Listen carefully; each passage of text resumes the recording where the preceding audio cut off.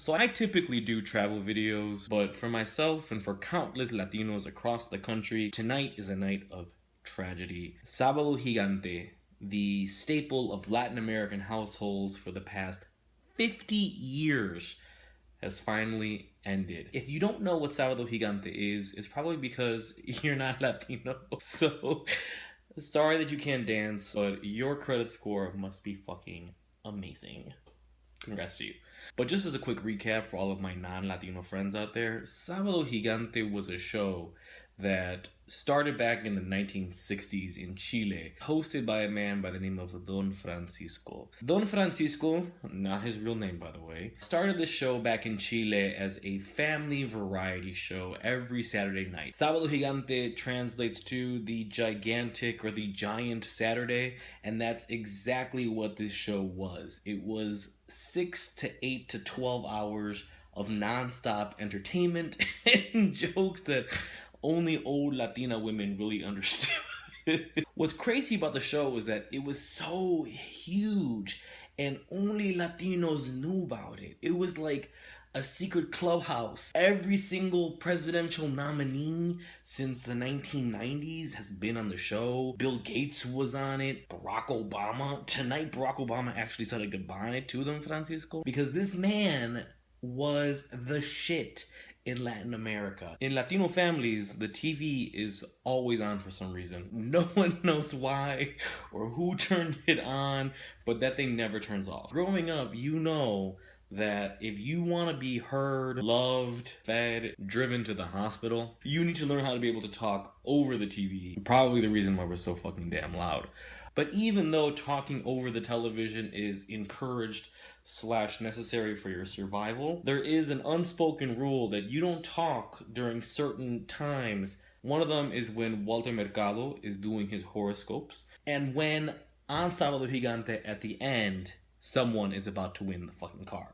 That's right, someone may win a car at the end of Sabado Gigante. This ain't Oprah. You don't just get a car for showing up. Sabado Gigante makes you work for it. Even though you get chosen, you might not win the actual car. My grandfather was a very stern man. Few things in life really brought him joy, but one thing that brought my grandfather almost inexplicable joy was when someone was about to win the car. Every Saturday night, my grandfather would scream for all the grandchildren in the house to come watch this go down.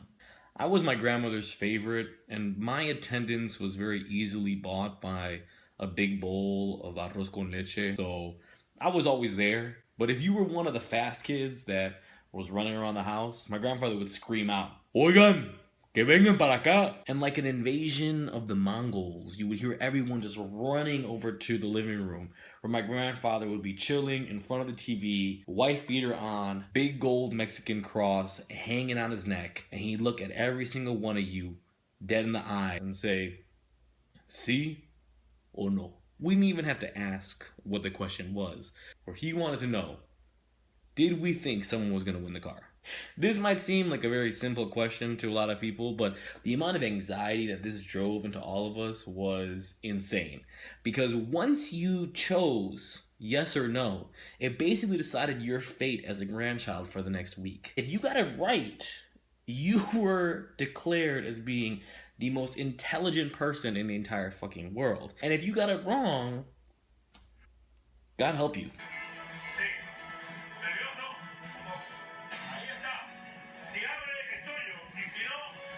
Because my grandfather would ridicule you. If they won the car and you got it right, my grandfather would look at you and say, "Pero mira que inteligente. Tú supiste que iba a ganar el carro." And if you didn't know, he would talk about you in front of you, Mean Girl style, and ask the people who got it right, "Pues fíjate, tú sí supiste que se lo iba a ganar.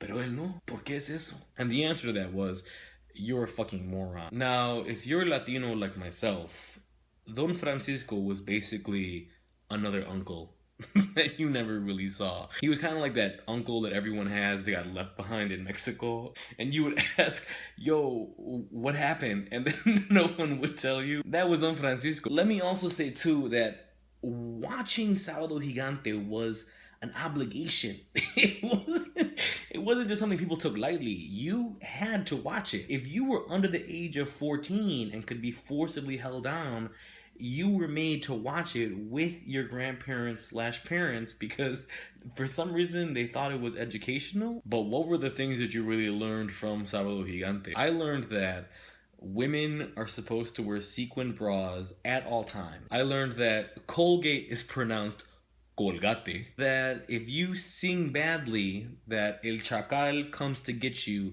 and feeds you to a lion. I also learned that there are bracelets with 2 balls at the end that have magical properties that somehow make your life better.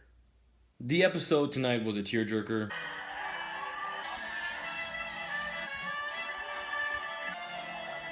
I think if there's one thing that I'm going to miss about Sabado Gigante more than anything else, it's that Sabado Gigante united Latinos across nations, across religions, across ages, across cultures. Most people in the United States, for some reason, lump all Latinos together, but really, we're really different. We all speak different ways and we all have different cultures, but Don Francisco and Sabado Gigante somehow brought all of this together and made us into one. It'll be interesting to see what happens to Latinos and how we define ourselves in the future. I, for one, am gonna miss Sabado Gigante. I'll miss the way that Don Francisco was able to connect with Latinos across the country and across the continent. I'll miss the way that Latinos were able to celebrate something that we produced and that we made. I'll miss a show that Latinos took pride in. And most of all, I'm gonna miss how Javier Romero used to pronounce Colgate. Stalin, say like and subscribe.